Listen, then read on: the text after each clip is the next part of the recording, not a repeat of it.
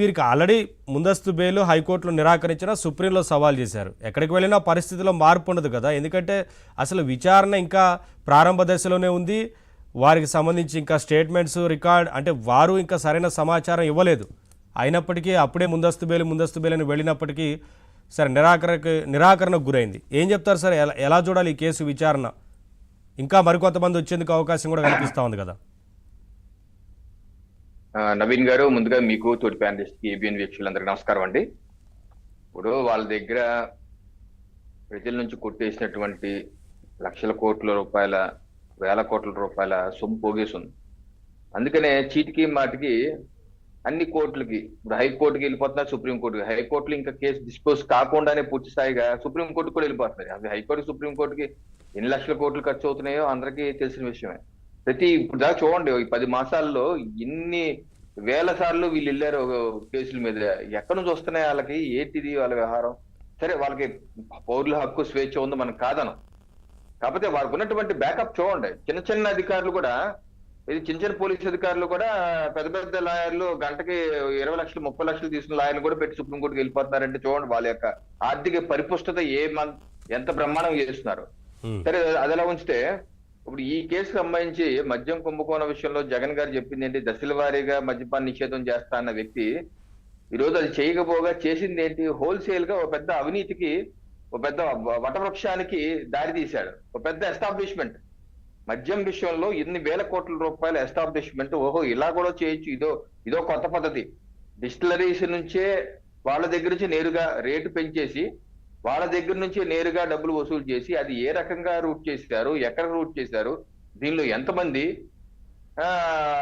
ఇది A1 గా రాజ్ కసిరెడ్డి అయితే ఇప్పుడు A33 వచ్చింది లిస్టు. ఇంకెంత లిస్టు పోతడే, ఎంతమంది చుట్టూ తిరిగింది ఇది, ఏ రకంగా ఎవరికి అంతు పట్టనివ్వకుండా చేసుకుంటూ వెళ్తారు. రాజ్ కసిరెడ్డి అంటారు, అతనికి ఏమో హెల్ప్ చేసిందేమో ఏదో శ్రీధర్ అంటారు, చాణక్య, వాళ్ళేమో డబ్బులు వసూలు చేస్తారు, రాజకీయ ఇస్తారు, అతనేమో తీసుకెళ్లి పెద్ద మాఫియా నడిపారు. ధనంజయ రెడ్డి, ఎంత మాఫియా, ఓఎస్డి కృష్ణమోహన్, అలాగే బాలాజీ గోవిందప్ప అంట, భారతదేశం, వీళ్ళందరూ తీసుకెళ్లి మళ్ళీ షెల్ కంపెనీస్ నుంచి అలా అంతిమ లబ్ధిదారు జగన్. ఇంకేముంటది ఫైనల్ గా? జగన్ ఏ రకంగా జగన్ కి వెళ్ళింది అన్నది ఈ రోజు చూస్తుంటే పెద్ద ఆల్ఫర్డ్ హిచ్కాక్ సినిమాలో ఉంది.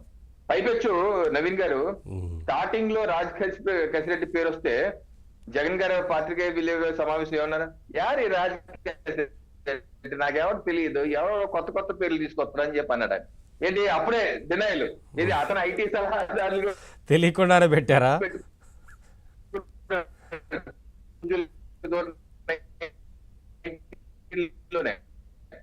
అతను నాది కాదు అనేసాడు. ఇప్పుడు ఏమన్నారు? భారతీయ సిమెంట్ ఇది మాది కాదు కదా. మైండ్ బ్లోయింగ్ అయిపోయింది. ఎక్కడో కాదు, వాళ్ళ పేపర్లోనే 13వ తారీఖు, వాళ్ళ పేపర్లోనే 13వ తారీఖులో ఏం రాస్తారంటే నవీన్ గారు, వైఎస్ కుటుంబ కంపెనీ కాకపోయినా భారతీయ సిమెంట్స్ ను అప్రతిష్ట పాలు చేయడం, అందులో మైనారిటీ వాటాదారులు మాత్రమే ఉన్న ఆ కుటుంబంపై దుష్ప్రచార లక్ష్యంతో చంద్రబాబు పన్నాగం చేస్తున్నారు అంట.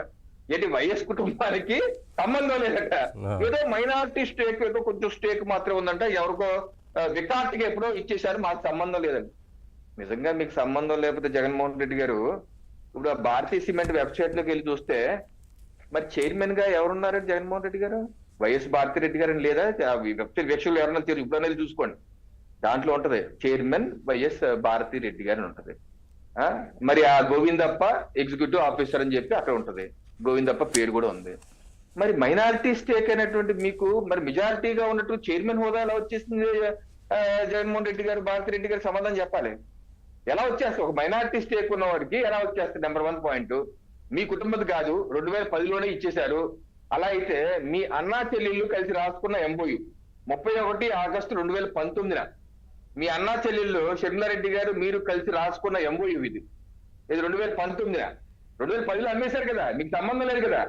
మరి ఏంటిది ఈ మీ ఎనర్జర్ లో 9, ఈ ట్యాబ్లెట్స్ 9 ఏంటి? ఏంటంటే భారతీయ సిమెంట్ షేర్లు నాది కానీ నా పరోక్షంగా ఉన్న దాంట్లో 40% వాటా నీకు ఇస్తా చెల్లెమ్మ నీకు ఇస్తా చెల్లెమ్మ అని చెప్పి MOU రాసుకున్నారు. ఎందుకు రాసుకున్నారు సార్? 2010లోనే ఇచ్చేశారు కదా. ఇప్పుడు చూడండి, ఫస్ట్ ఏమో రాజకీయ శెట్టి మాకు సంబంధం లేదన్నారు. ఇప్పుడేమో భారతీయ సిమెంట్ మాకు సంబంధం లేదు. బహుశా రేపు రెండు భారతి రెడ్డి కూడా మాకు సంబంధం లేదు అంటారేమో నాకు భయంగా ఉంది. భారతి రెడ్డి గారు కూడా నాకు సంబంధం లేదు అంటారేమో అని చెప్పి భయంగా ఉంది. మళ్ళీ ఈ గోవిందప్పట ఆయన గురించి మళ్ళీ కథ సాక్షిలో. అసలు ఆ గోవిందప్ప చాలా బిజీగా ఉంటాడు, ఆయనకి ఈ కంపెనీకి సంబంధం లేదు. ఎవరంతా వికాస్ కంపెనీలో భారత్ ఇండియా ఆపరేషన్స్ కి ఫైనాన్స్ డైరెక్టర్ గా బాలాజీ గోవిందప్ప ఉన్నారు. ఆ కంపెనీ వ్యవహారాలతో ఆయన క్షణం తీరిక లేకుండా ఉంటారు. ఆంధ్రప్రదేశ్ లో సంబంధం లేని ఐఏఎస్ అధికారులతో ఈయన ఎలా మాట్లాడతారు? ఆయన తరఫున తీరిక లేకుండా ఉంటారు, చాలా బిజీగా ఉంటారు, ఫైనాన్స్ సెక్రటరీగా ఉంటారు. ఆ కంపెనీకి వికాట్ అనే కంపెనీకి దీనికి సంబంధం ఏంటి రాజేస్తారు వాళ్ళు. మరి సంబంధం లేకపోతే సార్ భారతీయ సిమెంట్ వెబ్సైట్ లోకి వెళ్ళి చూస్తే ఎగ్జిక్యూటివ్ ఆఫీసర్స్ తో పూర్తి కాలపు డైరెక్టర్ గా గోవిందప్పని ఎందుకున్నారు? ఆయన పూర్తి కాలపు డైరెక్టర్ గా ఎందుకున్నారు? ఎందుకు ఈ అబద్ధాలు? జగన్మోహన్ రెడ్డి గారు ఎందుకు ఈ అబద్ధాలు ఆడతారు? దొల్లతనం బయటపడిపోవట్లేదు. ఒకటి సార్, ఇప్పుడు మీరు మనం అంటే అందరూ తెలుసుకుంటాం కాబట్టి ఏంటి విషయం అనేది లోతులోకి వెళ్తే అందరికి అర్థం అవుతుంది. కానీ చాలా మందికి అలా అర్థం అవ్వదులే అని చెప్పి ఏదంటే అది రాస్తారు, అంత లోపలికి వెళ్ళి తెలుసుకోరు కదా అని. కానీ వాళ్ళందరికీ అర్థమవుతుంది, ప్రతి ఒక్క విషయాన్ని అర్థం చేసుకుంటున్నారు, అందరికీ అవగాహన వస్తోంది. సార్ ఇప్పుడు ఇన్ఫర్మేషన్ యుగం సార్ ఇది. ఏది ఎక్కడ దాయగలరు చెప్పండి? ఒక అబద్ధాన్ని 100 సార్లు చెప్పేసి నిజం చేయాలని చూస్తున్నారు వాళ్ళకు ఉన్నటువంటి దుష్ట పత్రికలు, ఛానల్స్ ద్వారా. ఏదైతే గతంలో మీరు చేసినటువంటి నేరాలు ఘోరాలు, మీ యొక్క ఆస్తిని మీ నాన్నగారి టైంలో ఏ రకంగా పెంచారో, అప్పుడు అంతే సోషల్ మీడియా యుగం లేదు, అంత ఇన్ఫర్మేషన్ టెక్నాలజీ లేదు. ఇప్పుడు అలా కాదు కదా, మొత్తం అన్ని బయటపడిపోతున్నాయి కదా, అన్ని ఆన్లైన్ అయిపోయి ప్రతి ట్రాన్సాక్షన్ కి లింకప్ ఉంది. ఎలాగా ఏ రకంగా మోసం చేస్తారు, ఎంతమంది మోసం చేస్తారు, ఎలా మోసం చేస్తారు? మీకు భారతీయ సిమెంట్ నాది కాదంటే మీ చైర్మన్ గా మీరు ఎందుకు ఉంటున్నారు? గోవిందప్ప నావాడు కాదంటే మీ దాంట్లో పూర్తిగా డైరెక్టర్ గా ఎలా ఉన్నారు? ఈ రకంగా మీ యొక్క డొల్లతనాన్ని బయటపడుతున్న తరుణంలో అందరినీ నావాడు కాదంటే మరి ఆగదా? వాస్తవాలు ఆగవు జగన్మోహన్ రెడ్డి గారు. మీరు ఎంతసేపు వద్దు నాగదు. ఇప్పుడు ఫైనల్ గా ఈడీ కూడా ఎంటర్ అయ్యింది, విచారణ కోర్టులో వేశారు నిన్న, ఏసీబీ కోర్టులో. రాజకేష్ రెడ్డి నుంచి మొదలవుతుంది. డెఫినెట్ గా మొత్తం ఇప్పుడు తేల్చాల్సింది ఆ మనీ ట్రైల్ తేల్చాలి. సిఐడి గానీ ఈడీ గానీ మనీ ట్రైల్ ఏ అకౌంట్ నుంచి ఏ అకౌంట్ కి వెళ్ళింది, ఆ డొల్ల కంపెనీలు ఏంటి, ఆ డొల్ల కంపెనీ నుంచి అసలు వైఎస్ఆర్సీపీ పార్టీకి కూడా వెళ్ళిందా ఆ ఫండ్? వైఎస్ఆర్సీపీ పార్టీకి కూడా ఆ ఫండ్ వెళ్తే గనక వైఎస్ఆర్సీపీ పార్టీ కూడా ఒక A34 గా తప్పనిసరిగా చేర్చుతారు. ఆ ఫండ్ కనుక వైసీపీ పార్టీ ఖాతాలో, బ్యాంక్ ఖాతాలోకి వెళ్తే అది ఆ పార్టీ కూడా ఒక నిందితుడిగా, ఏ రకంగా ఆమ్ ఆద్మీ పార్టీ కూడా ఒక నిందితుడిగా నమోదయ్యిందో అలాగే మీ పార్టీ కూడా నిందితుడిగా నమోదవుతారు. మీరు కూడా నమోదవుతారు. జగన్మోహన్ రెడ్డి గారు తప్పనిసరిగా ఆ రోజు వస్తుంది. ఎందుకంటే ఫైనల్ లబ్ధిదారులు మీరే. అనేకమైన డిస్టరీస్ వాంగ్మూలం కూడా ఇచ్చారు మ్యాజిస్ట్రేట్ ముందు. ఏమని? ఈ డబ్బంతా మేము తీసుకెళ్లి బాలాజీ గోవిందప్పకి వీళ్ళకి ఇచ్చామని చెప్పేసి ఉంది స్పష్టంగా. రేపు బాలాజీ గోవిందప్ప ఎవరెవరో మాకు తెలియని వ్యక్తి అని అంటున్నారు మీరు. ఆ గోవిందప్ప అప్ప దేవుడప్ప అని చెప్పి రేపు ఎప్పుడో చెప్తాడు విషయాలన్నీ. చెప్తే అన్ని బయటకు వస్తాయి. ఆయన చెప్పినా చెప్పకపోయినా ఆ డబ్బు ట్రైలు బెంగళూరు రియల్ ఎస్టేట్ ఇన్వెస్ట్ చేశారా, అది